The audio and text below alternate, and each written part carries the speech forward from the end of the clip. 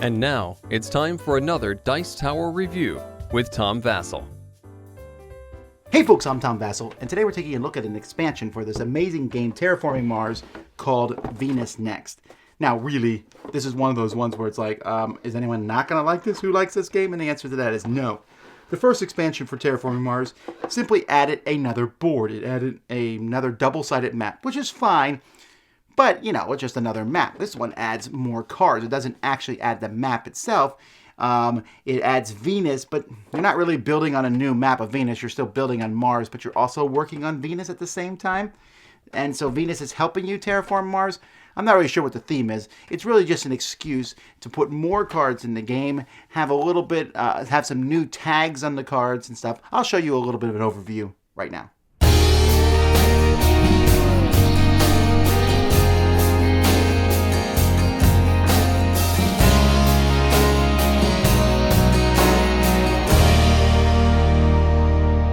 So another board is added in this expansion, the Venus board, and there's a fourth global parameter, the Venus scale. So you're going to be moving up something here. Now this brings a fourth global parameter, so a couple things happen. First of all, there's a new phase of the game called the World Government Terraforming, and essentially whoever the first person is each round, at the end of a round, is going to pick one of these that's not all the way to the end and move it. So something's always going to be moved, and it's possible that this will not get moved much during the game because it doesn't move automatically for a lot of things. It's essentially going to take cards to do it, or you can always pay 15 to move it up one. And if you get to 8, you get a free card. If you get to 16, you get an extra money there. So there's different things that can be going on. There's also 4 new cities here, and there's different cards that will specifically put those cities onto the board. Now, the game ends. Even though you have 4 of these here, it doesn't need to get to the end here to finish the game. Only the other 3 do. So it's not a game-ending thing. There's also a new milestone and a new award that you just put near the board, and you're only using these if the Venus cards are in play. So this award is for having the most cards with Venus. There's a lot of cards with a Venus tag on them. And this one here gives you points for floaters. So let's talk about floaters. Floaters are essentially just a new type of resource.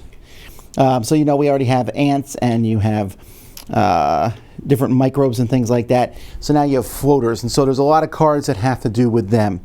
And so for example here, you can put 2 floaters on any card, and at the end of the game this is 1 point for every 2 floaters on the card. Here's 1 for every 3 points. This one, you add 3 points, you can use floaters to increase the Venus scale. And there's a lot of cards that will increase floaters. So this is not something minor that's thrown into the game. And I should mention there's quite a few cards that are included with the game. So floaters is one of those things. It's like a new thing. But it's not, you know, they still have things they give. I mean, I really specifically like this one that gives you animals or microbes. Now, interestingly enough, notice there's a lot of these cards that will depend on the Venus scale. So here, this one needs to be 10%, 12%, 16% to get Venetian plants. There's actually some neat things that you can do with animals and with microbes on this. Here's the Maxwell base. That's one of the cards up here. And there's just a lot of cool cards. Like, for example, here's Lunar Metropolis. This is Lunar Metropolis. And this increases your money production 1 step for each Earth tag that you have. So that's kind of cool. Sponsored Academics, Gyropolis. Sister Planet Support. You need a Venus and Earth tag for this one to work. But it increases your money by 3 steps. Venus Soils here. Raise the Venus 1 step, increase your plant production 1 step, and add 2 microbes to another card. So I don't know. I've always been a big fan of the microbes and the animal type things. I like adding those to games. And so the fact that these are in the game is pretty cool. Comment for Venus. Here, this is one of the few negative cards. There's not as many negative cards in this one where you can steal for money from someone else who has a Venus card in play. Luxury Foods. You need all 3 of these tags in play, and it's just simply worth a couple points. Sulfur-eating bacteria, a Venus governor here. So there's a lot of, basically, most of the cards have either something to do with Venus, something to do with the floaters, or just cards that kind of fill in the gaps that are already there. Like this one here, you're going to go up by 2. Again, you need Venus, Mars, Earth, and Jovian tags. terraforming contract, you need to have at least 25, and then your production goes up by 4 steps. Rotator impacts. Here we have import from Venus, so you're suddenly getting heat from somewhere else. Venus magnetizer. So I'm kind of just showing you a bunch of the cards here. The Atalanta Planitia tag, which is worth 2 points, but you need 3 science tags. Here's more things that have to do with floaters. And so there's just different things here. Here's a giant solar shade, which just raises the Venus 3 steps. The rules mention that the Venus track might not move over the course of the game much at all, and that really determines on the number of players. You could like shuffle in the Venus cards and not the advanced cards. You'll see the Venus cards more often that way. Or you can do, the cheat for my first couple games. I shuffled the Venus cards into the top half of the deck so that we would see them more often. The game also comes with some new corporations. I'm always pleased to have more corporations because I feel like they add a lot of different variants to the game. This one here, you have to use a blue card twice. That's really cool. So you get a good blue card, you can use it twice. This one has to do with floaters. This one here, for each step you increase production of something, you get that resource. That's kind of a neat one. Morning Star starts with a whole ton of money, 50, and also this is one that's all about Venus. It relaxes or increases the demands of the Venus card that you're playing. Here's another plant one. You start with 47 in extra plant production. And whenever Venus is terraformed 1 step, you get 2 extra points. So some neat corporations, and you add these in. Of course, you're going to have to use these and the Venus cards together.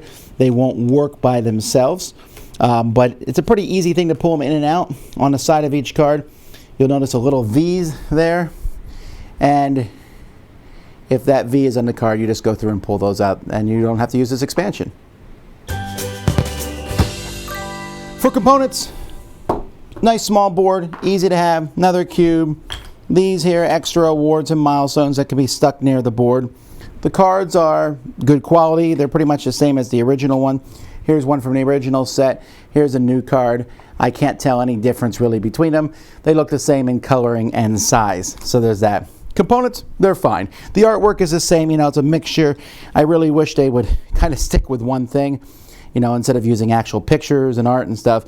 But it works, and it kind of does give you a little bit of a Venus flavor.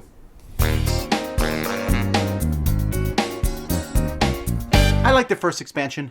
I like the new maps. I like this better because I like more cards. I like more corporations. I like more options. I like that the Venus track is there, that you don't need to work on it. It's like an optional thing, so you can, make it go longer if you want to. I like the 5 new corporations. Is great, right? The corporation for me is one of the best parts of the game. I like being asymmetrical from everyone else.